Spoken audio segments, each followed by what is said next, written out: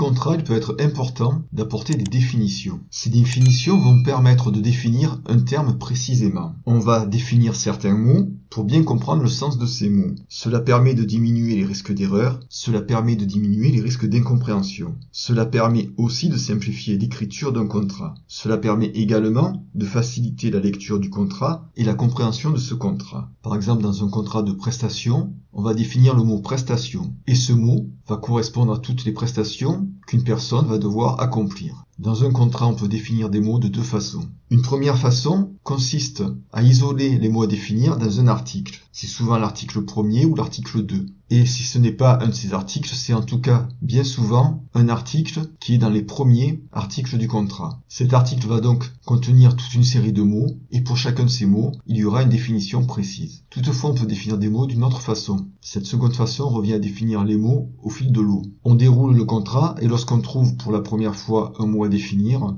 on va le définir une seule fois et on va le faire suivre de termes tels que ci-après désigné. Par exemple, on va conclure un contrat d'application qui fait suite à un contrat cadre. Dans les termes du contrat d'application, on va faire référence une fois au contrat cadre. On va dire ce contrat cadre a été signé entre les parties tel jour, ou bien il a pris effet tel jour. Et ensuite, entre parenthèses, on va mettre ci-après le contrat cadre. Ça évite de remettre à chaque fois le contrat cadre qui a été signé à telle date, qui a pris effet à telle date. Les définitions ne se rencontrent pas forcément dans tous les contrats. En effet, certains contrats sont plus simples que d'autres. On a tendance à apporter les définitions dans des contrats complexes. Dans les contrats plus simples, lorsqu'on définit un terme, c'est souvent en utilisant l'expression ci-après.